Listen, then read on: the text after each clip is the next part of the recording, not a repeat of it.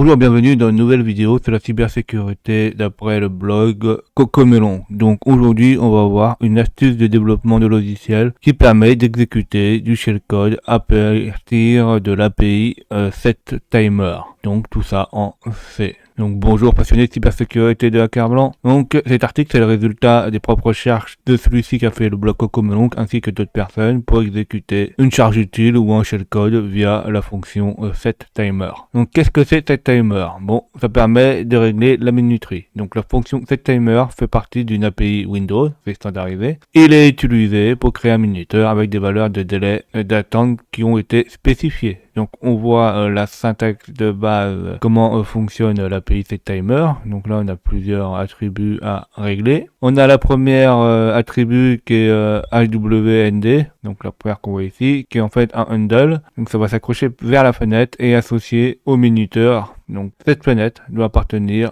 au thread qui va être appelé. Si une valeur est nulle, pour HWND, elle est transmise avec un NID event, donc l'événement là, d'un minuteur existant. Donc cet ancien minuteur sera remplacé par le nouveau. Donc ça permet juste d'associer la fenêtre. Après, on a le NID event, donc pour l'identification de l'événement. Donc c'est un identifiant, comme c'est dit, de minuterie, différent de 0. Donc il faut pas que ce soit 0. Si le paramètre HWND est nul et que le NID event ne correspond pas au minuteur existant, il est ignoré. Donc si ID le premier il est 0 là et que le ID event qu'on voit ici le deuxième il correspond à rien du tout, ben en fait il va ignorer le nouvel ID du minuteur, donc il est ignoré et en plus si un nouveau ID du minuteur est généré. Donc on va faire un nouveau minuteur et si HWND n'est pas nul et que la fenêtre spécifiée de HWND est déjà un timer avec la valeur de ND event, alors le timer existant est remplacé par le nouveau timer. Donc si c'est le contraire de ça, il va être remplacé juste ça. Lorsque le setTimer remplace une minuterie, la minuterie est réinitialisée.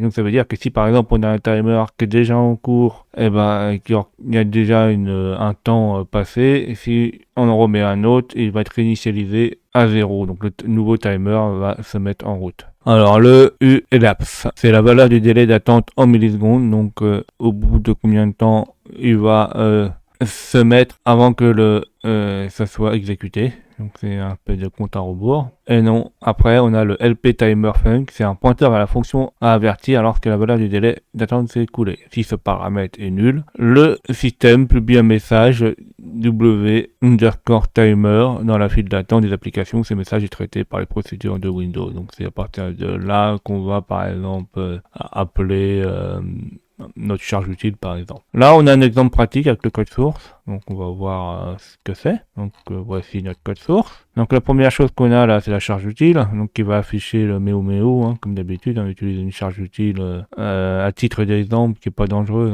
qui affiche juste un message. Après ici là on va allouer de la mémoire pour cette charge utile avec virtual alloc, donc on va pour la charge utile en même commit, même réserve, ainsi que la page mémoire va être mis avec les options suivantes, donc en exécutable, en lecture et en écriture. Après qu'une fois que cette passe mémoire elle est allouée, il faut copier notre charge utile avec RTL Move Memory. Donc notre charge utile là, MyPayload va être copié dans même. On va mettre le dummy à 0, donc là c'est pour le timer, le temps d'attente. On a aussi le MCG pour le message, donc c'est pour afficher la boîte de dialogue, donc dispatch message. Là on règle le timer, donc en nul, dummy, donc 0 et nul. Donc en fait on a un timer instantané, assez rapide, et on va exécuter comme il dit la charge utile, donc qui est même ici. On a le get message, donc on récupère le message et après on exécute notre message box avec dispatch message. Et une fois que c'est terminé, on fait 0. Et ça risque de s'exécuter plusieurs fois. On verra ça dans l'exemple. Donc, comme vous pouvez constater, ce code semble tenter d'exécuter du shellcode à l'aide de setTimer de la fonction API Windows en lui fournissant un pointeur à la fonction TimProc qui est là pour être appelé à l'expiration du délai. Donc, ouais, c'est pour prendre ça. Ça va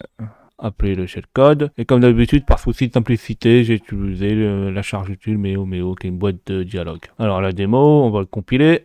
On ouvre le terminal où il y a le code source, on compile le programme, on regarde, et ici on voit qu'on a hack.exe, donc c'est bon. Et après on va l'exécuter sur Windows, Donc on va le passer sur antivirus total. Alors là, le problème, c'est qu'on a vu que le shellcode, hein, il est pas chiffré, hein. Pareil pour la fonction, donc ça risque d'avoir beaucoup de détection. Donc sur Windows, on ouvre un shell en PowerShell, on exécute le fichier hack.exe, et là on voit que ça arrête pas de exécuter cette timer, hein. Ça exécute tout le temps en boucle, donc vous faites CTRL-C là pour couper.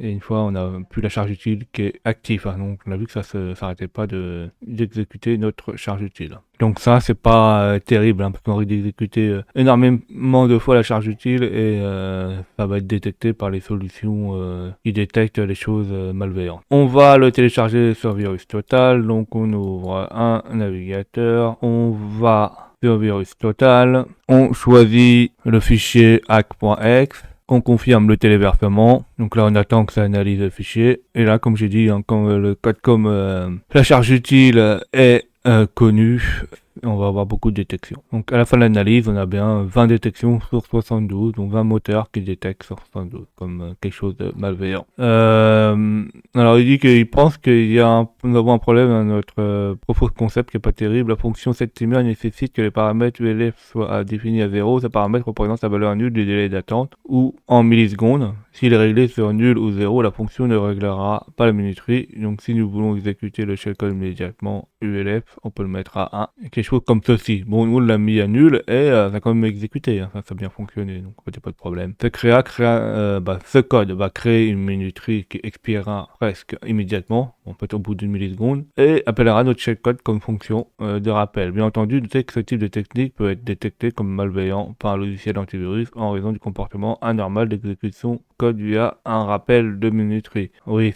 ça paraît assez soudaineux qu'une minuterie aussi faible essaie d'exécuter du code un peu bizarre. Je n'ai pas vu cette astuce dans les attaques réelles de logiciels malveillants et dans les menaces de persistance. Donc j'espère que cet article fera connaître aux équipes bleues ces techniques intéressantes, ainsi que le développement de logiciels malveillants, et ajoutera une arme aussi à l'équipe rouge. Donc en fait oui, ça c'est intéressant pour tout le monde. Après, lui il dit que j'ai pas connu ça dans les menaces persistantes. Peut-être c'est dû au fait que ça répète, que c'est une minuterie et que c'est facilement détectable. Donc c'est pas forcément une bonne solution. Mais c'est quand même utile de savoir qu'on peut le faire avec cette timer.